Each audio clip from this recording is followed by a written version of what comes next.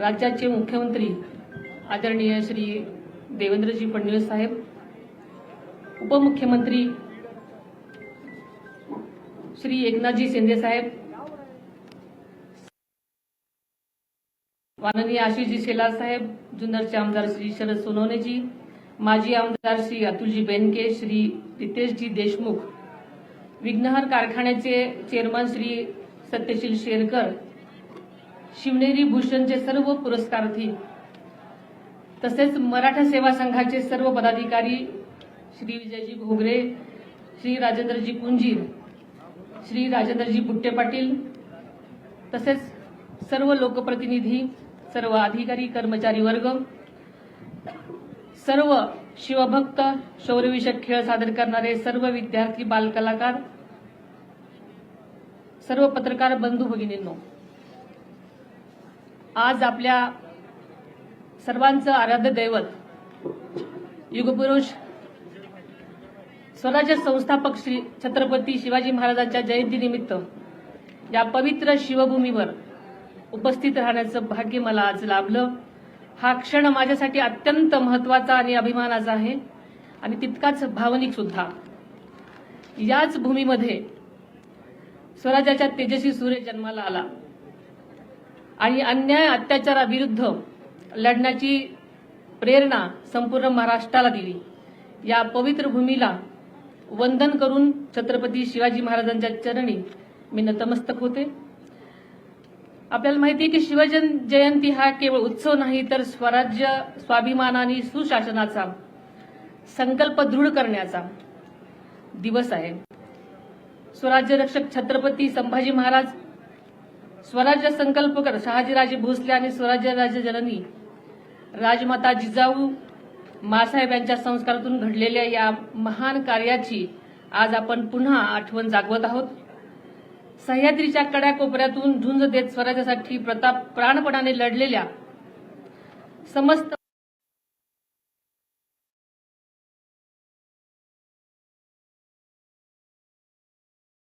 कष्टकरी शिवाजी महाराज असं साकडं आई शिवाजी देवीच्या चरणी घालते। यापूर्वी अनेक वेळा शिवछत्रपती वंदन करण्यासाठी या पवित्र शिवनेरी किल्ल्यावर येण्याचं भाग्य मला लाभलं होतं। मात्र आजचा दिवस माझ्यासाठी अत्यंत वेगळा आणि जबाबदारीची जाणीव करून देणार आहे। नुकतीच मी उपमुख्यमंत्री पदाची शपथ घेतली। ज्या कठीण प्रसंग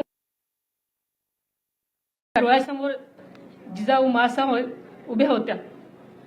जिजाऊ मासाहेबांनी केवळ शिवरायांना जन्म दिला नाही, तर स्वराज्याचा ध्यास दिला, संस्कार दिले आणि संकटाशी दोन हात करण्याची जिद्द दिली।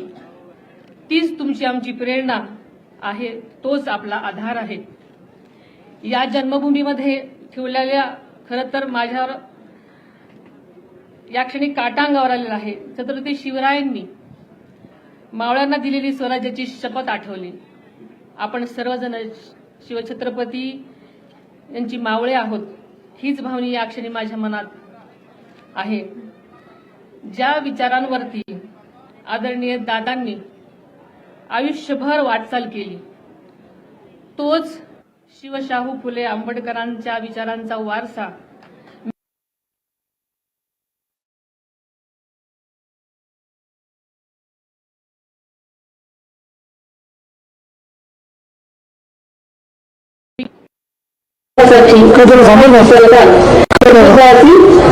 असं मला विश्वास व्यक्त करावा वाटतो।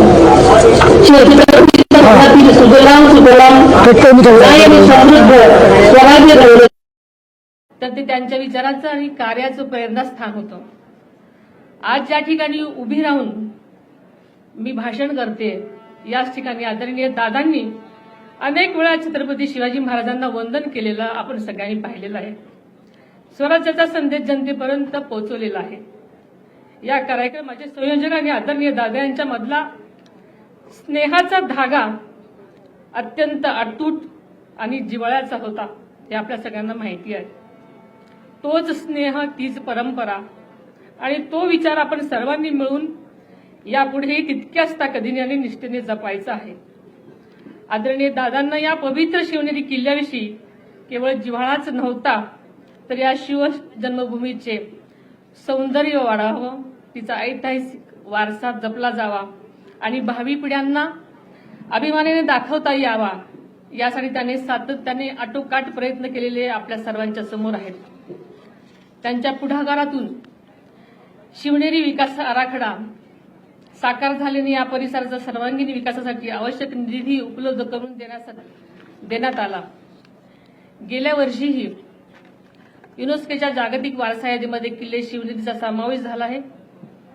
ही आपल्यासाठी सर्वांसाठीच अभिमानाची गोष्ट आहे. यापूर्वीच शिवजन्मभूमी शिवनेरीसह राज्यातील गडकोटांच्या जतन संवर्धनासाठी त्याचा निधीचीही तरतूद केलेली आहे. केवळ शिवनेरी किल्ल्यापुरतच नाही, तर शिवजन्मभूमी म्हणून ओळखल्या जाणाऱ्या जुन्नर तालुक्यातल्या पर्यटन तालुका म्हणून विकसित करण्याचा संकल्प त्यांनी ध्यास घेतला होता आणि त्या दिशेने ठोस पावलेही उचललेली आपल्या सगळ्यांना ठाऊक आहे. गेल्या अर्थसंकल्पातही आदरणीय दादांनी आपल्या स्वाभिमानाचा आणि इतिहासाच्या अभिमानाचा जागर उंचवणारे काही ऐतिहासिक संकल्प जाहीर केलेले होते.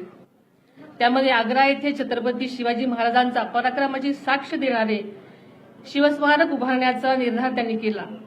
पानिपत येथे मराठा शौर्य स्मारक तसेच संगमेश्वर येथील छत्रपती शिवाजी महाराजांच्या स्मारकाचाही समावेश आहे.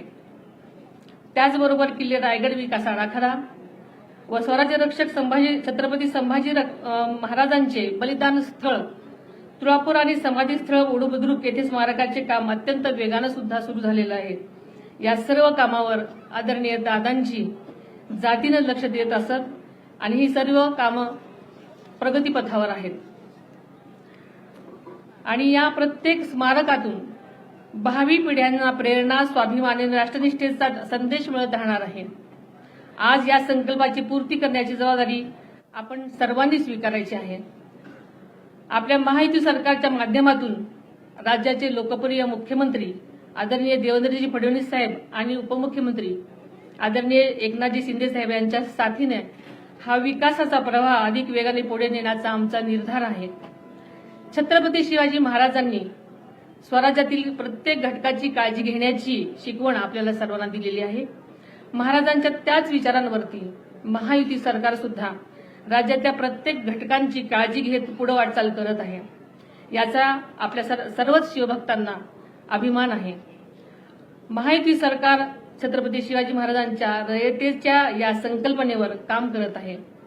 यापुढे सुद्धा महाराष्ट्राच्या सर्वांगीण विकासासाठी महायुती सरकार कटिबद्ध असेल असा मला या निमित्तानं विश्वास व्यक्त करावासा वाटतो. शिवछत्रपतीच्या स्वप्नातील सुजलाम सुफलाम न्याय आणि समृद्ध स्वराज्य घडवण्यासाठी महायुती सरकार कटिबद्ध आहे आणि त्यासाठी या कार्यासाठी आम्ही सर्व सातत्याने प्रयत्नशील राहू हा विश्वास मी आपल्या सर्वांना या शिवजन्मभूमीच्या साक्षीने व्यक्त करते.